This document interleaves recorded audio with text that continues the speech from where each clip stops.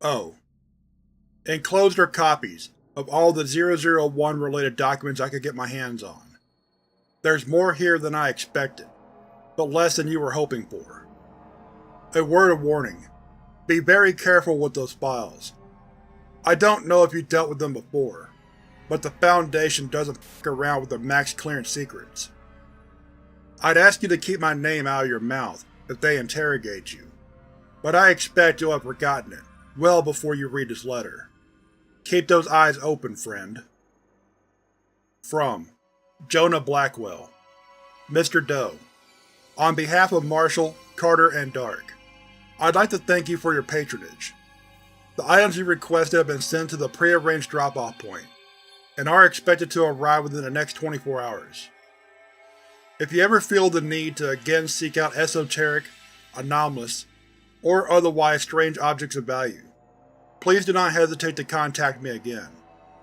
Cordially, Jonah Blackwell, MC&D Acquisitions Department. Item Number EE-001. Object Class Explained. Site Responsible Site-01. Director Earl Warren. Research Head Bertrand Tomlin. Assigned Task Force MTF Delta 100. Lone Gunman. Date of Occurrence November 22, 1963. Location Dallas, Texas, USA. Event Description: At 5:30 p.m. GMT, U.S. President John F. Kennedy was fired upon in Dealey Plaza and struck twice. The first bullet was non-fatal, penetrating his upper back and exiting through his throat. The second bullet passed through his skull, killing him instantly. An independent investigation performed by Mobile Task Force Delta 100, Lone Gunman, has determined that Extranormal Event 001 was entirely non-anomalous in nature. Item 2. Videotape recovered from the 1978 estate sale of Neil Tafani, an outspoken Kennedy truther. Footage appears to have been removed from both the beginning and end of the tape. Video log. Recording starts. An unidentified subject sits across from the camera, swathed in shadow.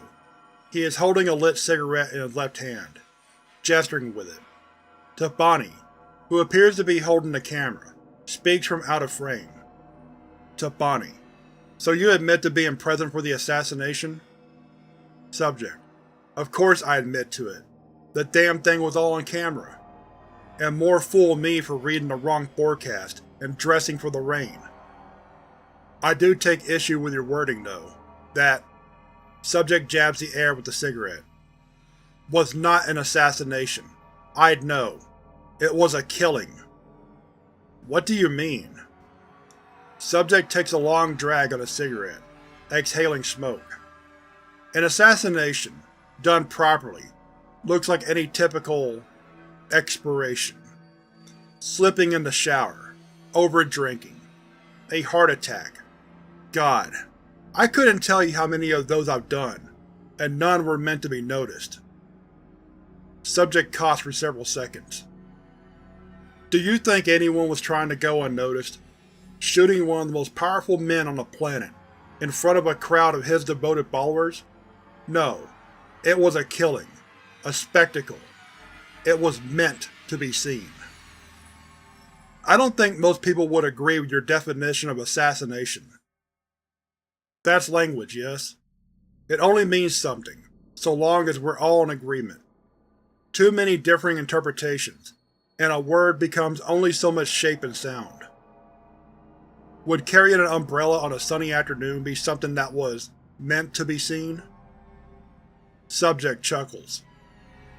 Now he's catching on. Subject takes another drag of his cigarette. You look disappointed. You still haven't really answered about the first thing. You keep dancing around the subject. I apologize. When I get started talking, I never really stop. A terrible habit, really. What was it you wanted to know again? Did you, Or did you not shoot John F. Kennedy? Well, that's the question, isn't it? Recording ends. Designation: Idiatic Specimen 001-288. Investigator: Agent Tomlin. Point of origin: Aaron LaGuardia, 1976. Description: EE-001 was orchestrated by Jacqueline Kennedy Onassis's mother, Janet Lee Bouvier, who had secretly disapproved of her daughter's choice of spouse. Additionally, Bouvier was also responsible for the 1975 death of her second son-in-law, Aristotle Onassis, who is believed to have passed away due to complications from a neuromuscular junction disease. Additional notes: for the duration of the interview, LaGuardia appeared to be making fixed eye contact, with an indeterminate point 3 to 5 inches from the left of my head. This habit remained consistent even when I shifted in my seat, or stood up to fetch him a cup of water. I suggest we isolate him to test for additional symptoms. He might be further along than initially anticipated. Item 3. Audio tape of a phone call Jack Ruby made shortly after being detained for killing Lee Harvey Oswald. Only Ruby's side of the exchange is audible. Audio log. Recording starts. Ruby: It's me. So you've heard already, have you? News travels fast. What's the problem? I had an opportunity and I took it, like you said. And I only needed one shot. So you tell Eddie he can get off my ass about my aim.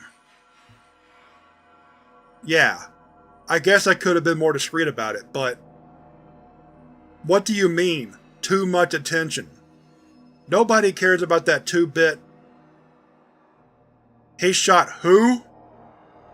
Recording ends. Item 4. A collection of autobiographical tapes, privately recorded by U.S. President Lyndon B. Johnson. Audio log. Recording starts. Johnson: There was something wrong with John, you see. Something in his head. That's not to say he was… John wasn't crazy. He didn't have a mental sickness. It was… I could see it behind his eyes, sometimes, gray and squirming and full of teeth. Like a parasite, but larger.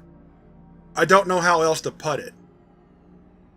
It was rotting him from the inside, devouring him by increments, and replacing what it ate with more of itself. If he was still around by the time of his second term, he would've… The things he told me he'd do. God. Nuclear Armageddon would have been mercy. I've done a great many things throughout my life that I've come to regret, but not this. Not for a damn second. Recording ends. Incident 001-D6.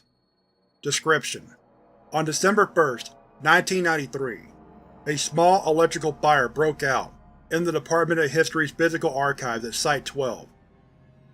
Though the automatic fire suppressing system was able to extinguish the flame before they could spread, several historical documents were destroyed in the process. Item 5. A Laserdisc copy of Ice Cold, A History of Coolness, a postmodern, post-truth, post-all docuseries made by members of Are We Cool Yet, regarding the Art Collective's history. Video log. Recording starts. For the duration of the interview, which appears to have been filmed in a parking garage, the Zapruder film is projected onto a concrete wall behind its creator. In this version of the footage, a parade of domesticated clowns is cavorting through the motorcade as Kennedy is assassinated. Zapruder: We got the call from JFK's campaign manager, sometime in the spring of '62, I think. It was pretty crazy. We'd never gotten a call from any big names before. Interviewer: What was the call about? They wanted us to shoot an ad for his upcoming re-election campaign. Make something that would grab everyone's attention. Get the youth voting, you know? We workshopped it for about a week before I figured it out. Zapruder grins. Assassination. That would get eyes like crazy. Do you know who shot JFK then? I dunno. I was pretty hungover that day, so I can't say for sure who ended up doing it. I'm surprised I was even able to keep the camera steady. What did Kennedy's people think of your video? They ended up canceling the campaign before we could send it in. Shame. Would've loved to see a dead guy run for president. Zapruder laughs. I mean, he couldn't be any worse than the jokers we already have to choose from, right? Recording ends. Item Number: SCP-001. Object Class Maxer. Special Containment Procedures. SCP-001-A is to be sealed in a lead-lined box and interned in Holy Hood Cemetery in Brookline, Massachusetts. SCP-001-B is to be held in a standard containment chamber positioned beneath the primary conference room of Site-01. SCP-001-A and SCP-001-B may not, under any circumstances, be allowed to come into physical contact with one another. Description: SCP-001-A is the projectile that killed U.S. President John F. Kennedy. It does not possess any verifiable anomalous properties.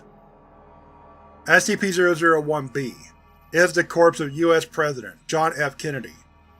Since his assassination in 1963, SCP-001-B has failed to decay.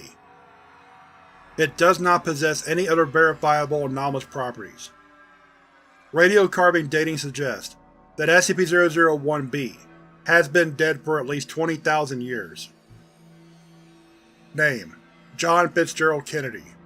Sex: male. Age: 46. Cause of death: homicide. Firearm. Time of death: 5:30 p.m. GMT. Identifying marks: face rendered unrecognizable due to extensive cranium damage. DNA, fingerprints, and dental records match.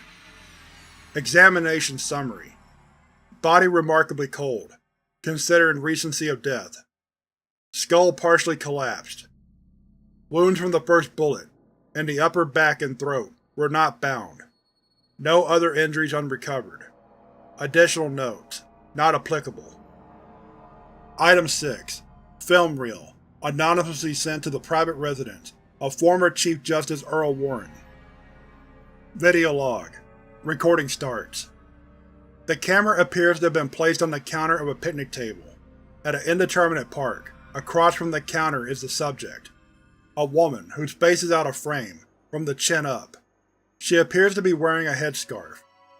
Subject: all my life, I have always preferred to play games that I know I will win. Luck, my grandmother said, is a luxury only for those who can afford to lose.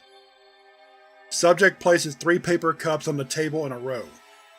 Of these, my favorite has always been Find the Lady. It is a simple game, and probably too well known to always work. But simplicity is a balm to me in this violent and complicated world. Subject displays a marble to the camera, then places it under the cup on the right. She starts shuffling the cups around, continuing to speak as she does so. It is like this. You turn, and you turn the cups, or the cards, or the caskets around. You show the mark your trick. You talk to him, make him feel smart. Don't look at my hands, you tell him. Look at my face. Look at me. And when he's ready to gamble it all, subject raises all 3 cups at once, revealing them all to be empty. He learns there was never a lady to find. Subject lowers the cups, then places a marble under each of them. Kennedy is another kind of shell game. Subject starts shuffling the cups, faster than before. They dazzle you with the mysteries, the questions. How did they kill him? Why? And who really did it? Was it her? Or him? Was it me? Subject stops shuffling the cups. You look, and you look. Subject raises the left cup, showing it to be empty. And you look. Subject raises the right cup, it is empty. When the truth has been in front of your eyes the entire time. Subject raises the center cup. Beneath it is a single bullet. Recording ends. After snooping through the Foundation's Persons of Interest files, I've collated a list of notable 001 suspects. There looked to be plenty more, but I didn't have time for anything else. Umbrella Man. Professional killer. Identity unknown. Theorized to have been employed by MI6. George Warren Hickey, Jr. Secret Service agent that was stationed in the car directly behind Kennedy's vehicle. Received a large sum of money from one of the Unusual Incidents Unit's front organizations several days later. Badge Man. Identity unknown. Suspected ties with the KGB. Hugh Cartwright. Younger brother of Hogarth Cartwright, then leader of the Chicago Spirit. Jack Ruby. Nightclub owner, primarily known for killing Lee Harvey Oswald. Believed to have previously done business with organizations associated with the Scarlet King. The Three Tramps. Identities unknown. Several members of the Secret Service that witnessed the assassination claims to have seen them in their dreams the previous night. James Earl Files. Claims to have fired a gun from inside the Texas School Book Depository, having accidentally dropped his pistol out of the sixth-floor window with the safety off. Sienna 5. Operative of Attachian Regulation Agency from the 28th century. Monkey Khan. Temporally displaced Khagan of the 13th century Mongol Empire. Jacqueline Kennedy Onassis, John F. Kennedy's widow. Dr. Thaddeus Robespierre Zank, deceased Director of Research and Containment Team Delta T. Item 7. Film reel, recovered from the Walter Reed National Military Medical Center, labeled JFK Autopsy Footage, 2 of 3. Video log. Recording starts. Due to poor camera quality and low lighting, this film's contents are extremely difficult to discern. This transcription should be considered to be largely conjecture. Footage begins in the interior of a cavern, lit by a lamp strapped to the cameraman, who appears to be wearing caving gear over hospital scrubs. His surgical gloves are visibly torn and stained with blood. For the first 18 minutes of film, the cameraman slowly works his way through the cave, gradually descending. The only sounds audible throughout are the cameraman's breathing, the wind, and a low, rhythmic thumping sound. At 1832, the cameraman reaches a narrow passage with a hole in the wall to his left. When he peers through the wall, something red and pulpy is visible on the opposite side. The cameraman inhales sharply and quickly continues through the passage. Cameraman continues to descend until 3101, when he enters a small alcove. Another man is crouched on its opposite side, his face in profile, cradling something that might be a large stone or a skull. He appears to be mumbling to himself, though his speech isn't picked up by the cameraman's microphone. Cameraman: Commander Humes, is that you? Humes: unintelligible. Commander Humes? Unintelligible. James? As if only just noticing its presence, Humes turns to look directly at the cameraman, eyes glinting strangely in the gloom. Seen straight on, it becomes apparent that a large chunk of its head is missing. Is this how it happens? Recording ends. Name: John F. Kennedy. Sex: male. Age: 46. Cause of death: homicide. Firearm. Time of death: 5:30 p.m. GMT. Identifying marks: face unrecognizable due to faulty memory DNA, and dental records match. Examination summary: body's temperature close to freezing. Skull fully collapsed. Hands missing. Had trouble finding the bullet holes. Additional notes: I never want to do this again. Item Number: SCP-001. Object Class: Sapientia. Special Containment Procedures: Non-applicable. Description: SCP-001 is an anomalous neurological disorder that was discovered by Foundation researchers during the 1963 investigation of the Kennedy assassination, when over 100 witnesses to the event began displaying severe symptoms.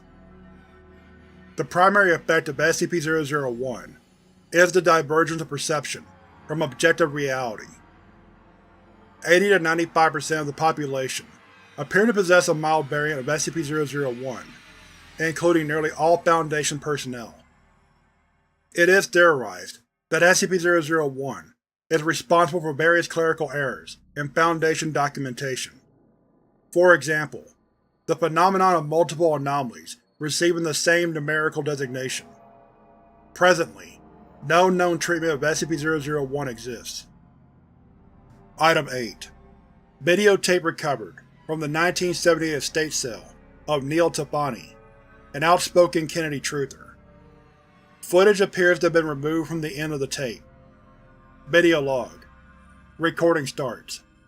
An unidentified subject sits across from the camera, swathed in shadow. They are holding an unlit cigarette in their right hand, gesturing with it. Tafani, who is sitting behind the camera, speaks from out of frame. Tafani: Thank you so much for coming to speak with… Subject: You don't got to stand on formality with me. Right. I'll cut to the chase then. Did you shoot John F. Kennedy? Does it matter?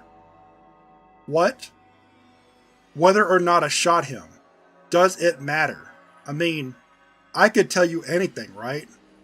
I could say that I did it, or that I was just another patsy, or that I didn't do it, but the guy who did used my gun. I could tell you whatever story I felt like. It wouldn't change a thing. The truth always matters. The truth. You want to know the truth? Well, the truth is, I don't have a single goddamn idea if I did it or not. Now, can you pass me a light? I feel like an idiot waving this thing around. Tafani briefly leans into frame, as he passes the subject a lighter. The subject fiddles with it for a moment, before lighting a cigarette in a brief flash of flame. Though the face is only lit up for a fraction of a moment, it is plainly recognizable. Recording ends. Incident 001-G9. Description: On November 22, 1983, the security camera in Agent Tomlin's Site-01 office briefly ceased functioning for 5.6 seconds. At some point within this interval of time, Tomlin vanished, leaving behind a spot of his own blood on the seat of his chair. Investigators later found an unloaded pistol and a handwritten note in the drawer of his desk. Forensic analysis suggests that Tomlin wrote it earlier that day. It reads as follows: Working for an organization like the Foundation, one grows inured to conspiracy. Our purpose is to erase whatever information the public isn't ready for from the face of history. This, of course, does not mean that all conspiracies are true. Jews don't control the world government. Fluoride in the water supply isn't being used to control your mind. And the Beatles didn't cover up Paul McCartney's death. If every Kennedy conspiracy we had on record went off at once, there wouldn't be enough standing space in all of Dallas for that many assassins. If Kennedy had been hit by that many bullets at once, he'd likely be crushed to death under all that lead, or vaporized by the amassed kinetic force. It simply isn't possible for all to be true. But impossible things happen here every day, don't they? The investigation of Tomlin's disappearance has since been suspended at the request of the Department. Name: John Doe. Sex: male. Age: unknown. Cause of death: suicide, firearm. Time of death: unknown. Identifying marks: not applicable. Examination summary: Body frozen solid. Head and arms missing. Removed post-mortem. The bullet hole wouldn't stop bleeding. Additional notes. Kept getting lost on my way there. Accidentally dropped my scalpel in, and didn't hear it hit the bottom. Item Number: SCP-001. Object Class: Principalis. Special Containment Procedures. SCP-001's effects cannot and should not be contained. Those reading this document are to understand that one or more of the following descriptions are correct. Description 01.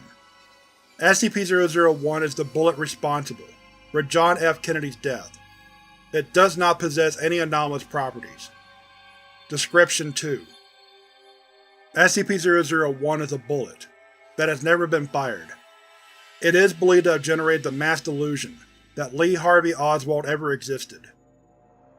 Description 3. SCP-001 is the bullet-shaped focal point of an ongoing TK-class certainty restructuring event. All individual perceptions of the anomaly are partially to mutually exclusive and equally accurate. Description 4. SCP-001 is the bullet, yes. And it is the badge. It is the men in dark suits, and the men with bags over their heads, and the men we aren't allowed to remember. It is an impossibly vast and influential conspiracy that has affected society on every conceivable level. Description 5. SCP-001 is truth itself, the foundation all things are built upon. Name: not applicable. Sex: not applicable. Age: not applicable. Cause of death: not applicable. Time of death: not applicable. Identifying marks: not applicable. Examination summary: couldn't get close enough to look. Doctors come and they fall in, down through the hole. I think they're still falling. I can hear the wind as it passes through them. Additional notes. Data expunged. Item 9. Cassette tape that was found on John F. Kennedy's person after his assassination. Audio log. Recording starts.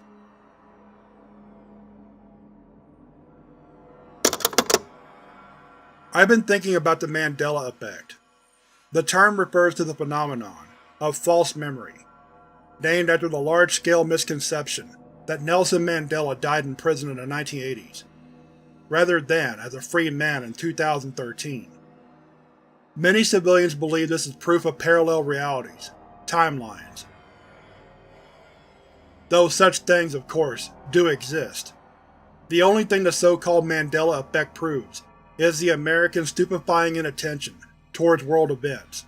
And yet, there is something worth thinking about, in that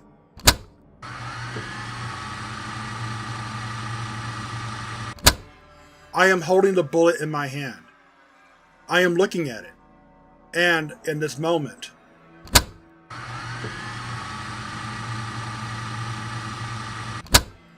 overlaid over one another, like light through colored panes of glass. I blink, and I see the bullet. I blink again, and I see.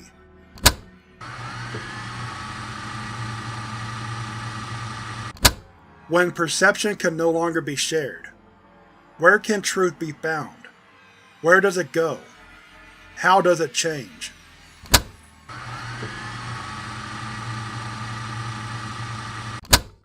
I am holding the bullet in my hand. I am.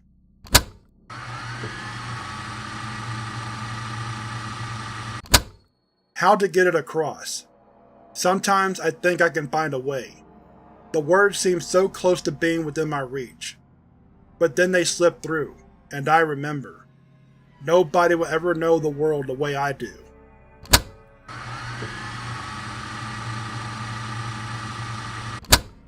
Nobody will ever know.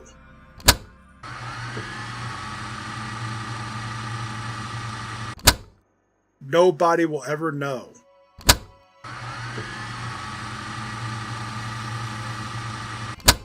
Nobody will ever know.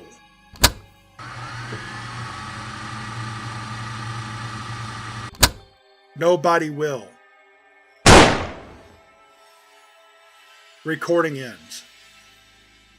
Item Number: SCP-001. Object Class: Data expunged. Special Containment Procedure: Data expunged. Description: SCP-001 is the gunman, pulling the trigger. Item 10. 1 bullet. Used.